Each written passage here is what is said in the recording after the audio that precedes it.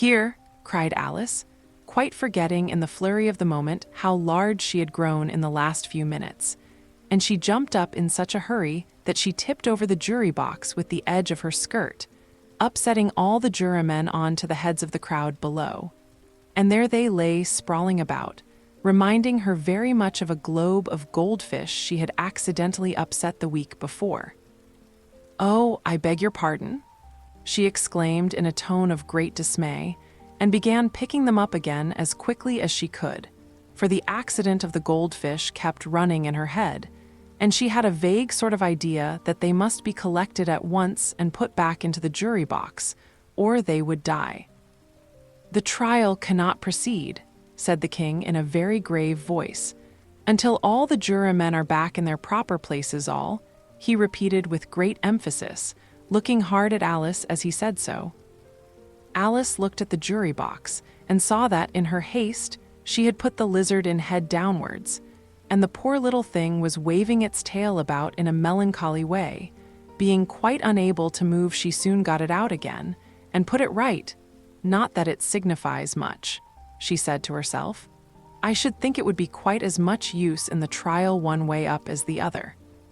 As soon as the jury had a little recovered from the shock of being upset, and their slates and pencils had been found and handed back to them, they set to work very diligently to write out a history of the accident, all except the lizard, who seemed too much overcome to do anything but sit with its mouth open, gazing up into the roof of the court.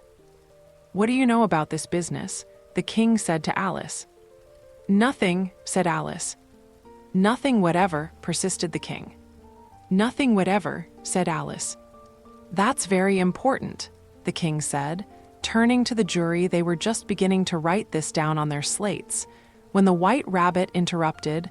"Unimportant, your majesty means, of course," he said in a very respectful tone, but frowning and making faces at him as he spoke.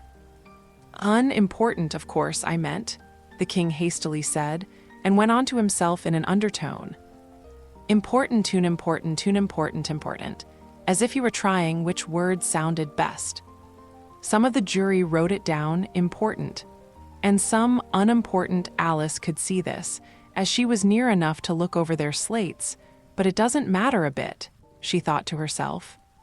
At this moment, the king, who had been for some time busily writing in his notebook, cackled out silence, and read out from his book, Rule 42, all persons more than a mile high to leave the court. Everybody looked at Alice. "I'm not a mile high," said Alice. "You are," said the king. "Nearly 2 miles high," added the queen. "Well, I shan't go, at any rate," said Alice. "Besides, that's not a regular rule. You invented it just now." "It's the oldest rule in the book," said the king. "Then it ought to be number 1, said Alice. The king turned pale and shut his notebook hastily. "Consider your verdict," he said to the jury in a low, trembling voice.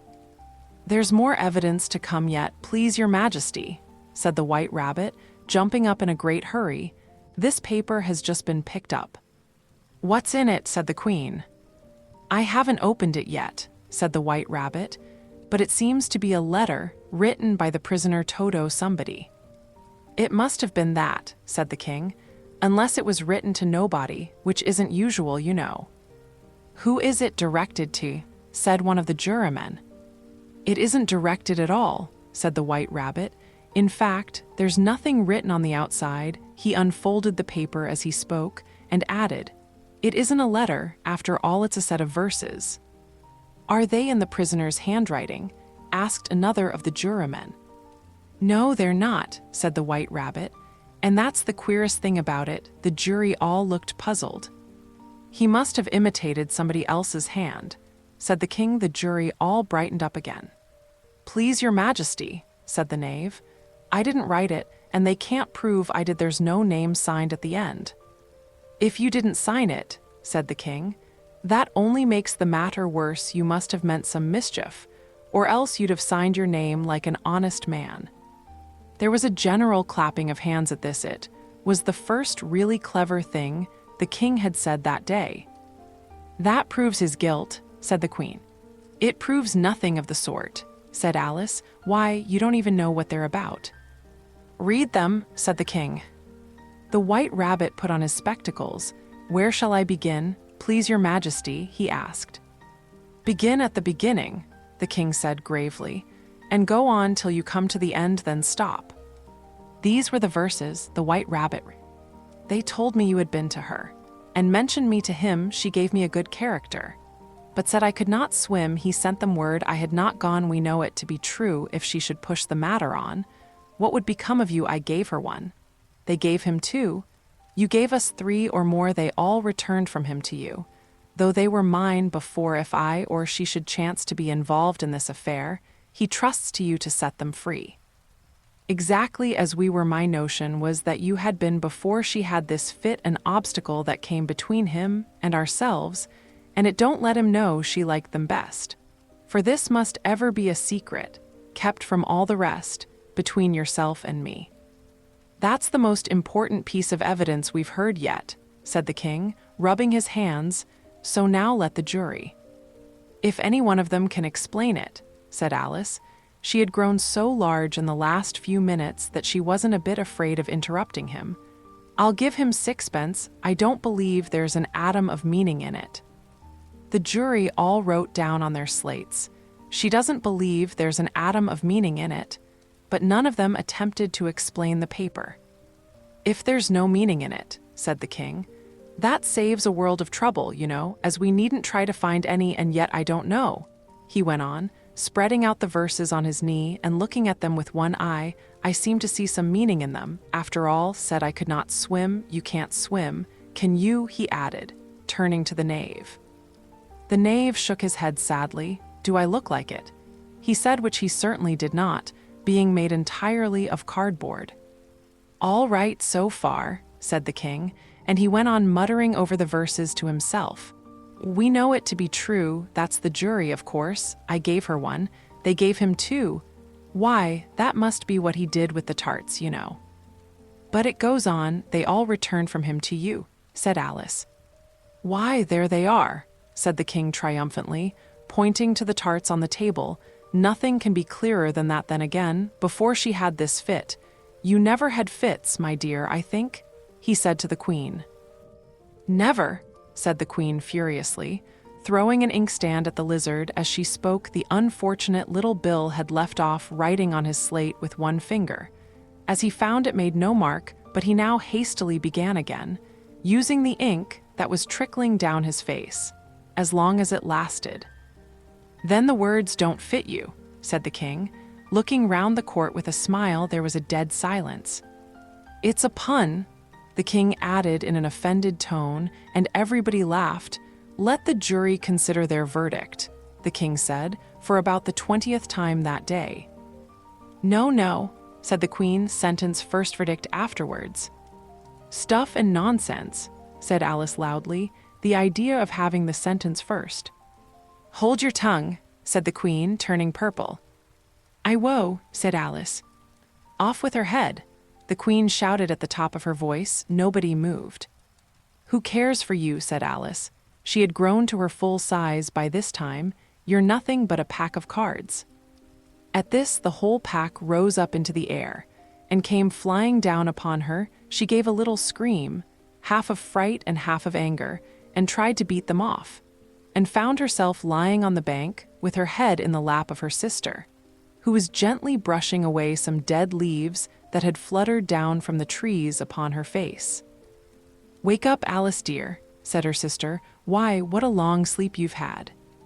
"Oh, I've had such a curious dream," said Alice, and she told her sister, as well as she could remember them, all these strange adventures of hers that you have just been reading about. And when she had finished, her sister kissed her and said, "It was a curious dream, dear, certainly, but now run in to your tea, it's getting late."